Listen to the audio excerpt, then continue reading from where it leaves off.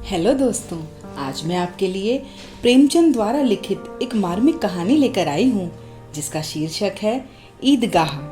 ईद का पर्व था। रमजान के रोज़ों के बाद सभी ईद की खुशियाँ मना रहे थे। चारों ओर रौनक थी। सभी एक दूसरे से गले मिलकर ईद की बधाई दे रहे थे। बढ़िया पकवानों की खुशबू आ रही थी।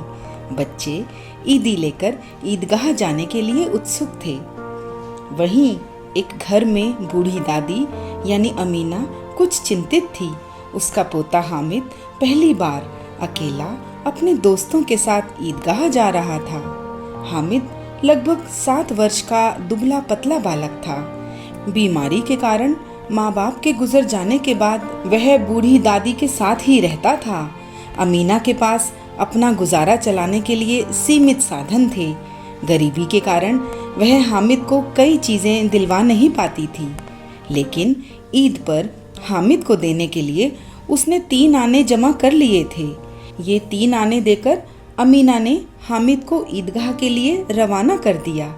उसे रह रहकर बुरे ख्याल आ रहे थे कि हामिद कहीं भीड़ में खो न जाए या कहीं उसे गिरकर चोट लग गई तो क्या होगा।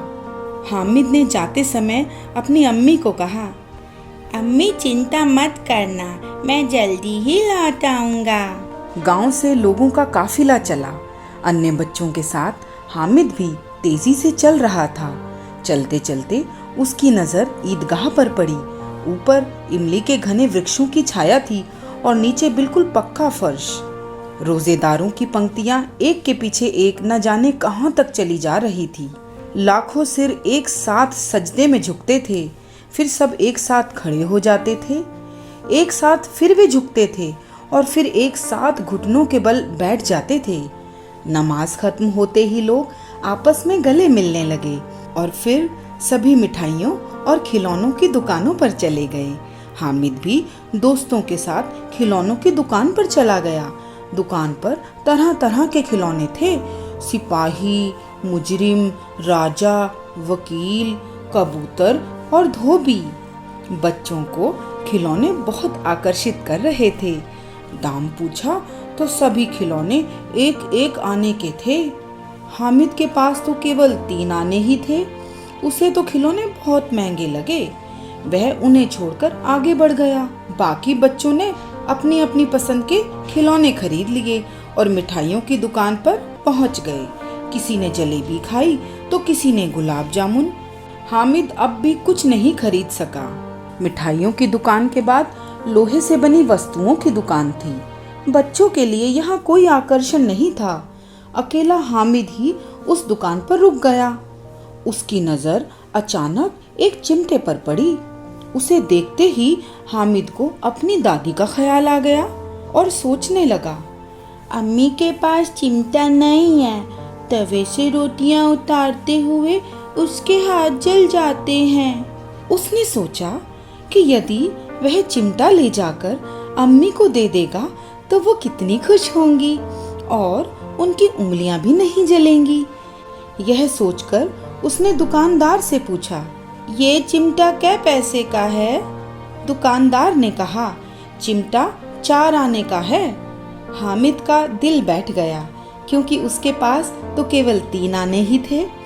उसने हिम्मत जुटाते हुए कहा, 3 आने का देते हो तो दे दो। फिर थोड़ी सी बहस हुई और दुकानदार मान गया। तब हामिद ने 3 आने देकर चिमटा खरीद लिया।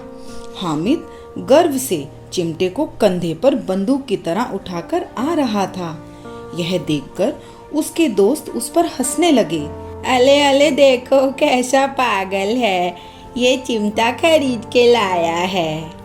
हामिद ने तुरंत जवाब दिया, तुम्हारे खिलौने क्या हैं? कोरी मिट्टी, जला सा गिलेंगे तो टूट फूट के खत्म हो जाएंगे। उसके तर्क का बच्चों के पास कोई जवाब न था। सभी ने चिमटा देखने की इच्छा प्रकट की। हामिद का चिमटा सभी दोस्तों के हाथ से गुजरा और उसे सभी ने सराहा। शाम हो गई थी। सभी गांव वाले ईदगाह से वापस आ रहे थे। हामिद की आवाज सुनकर अमीना भी दरवाजे पर आ गई। सहसा हामिद के हाथ में चिमटा देखकर बस उसने तो अपनी छाती पीट ली और पूछा, यह चिमटा कहाँ से लाया, कितने में लाया? हामिद ने कहा, 3 आने में लाया हूँ दादी। अमीना को क्रोध आ गया। वह बोली, दोपहर हो गई, तूने ना कुछ खाया ना पिया। 3 आने दिए थे, उसमें भी ये चिमटा उठा लाया। हामिद ने अपराधी भाव से कहा, अम्मी तुम्हारी उंगलियां जल जाती थी, इसलिए मैंने ये चिमटा खरीद लिया।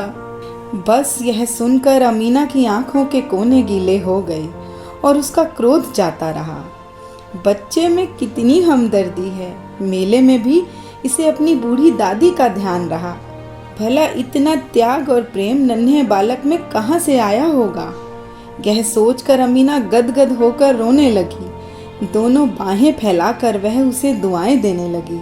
हामिद अपनी दादी की प्यार भरी गोद में दुबका जा रहा था और अमीना रोती जा रही थी। भला नन्हा बालक अमीना के आंसुओं का रहस्य क्या समझता?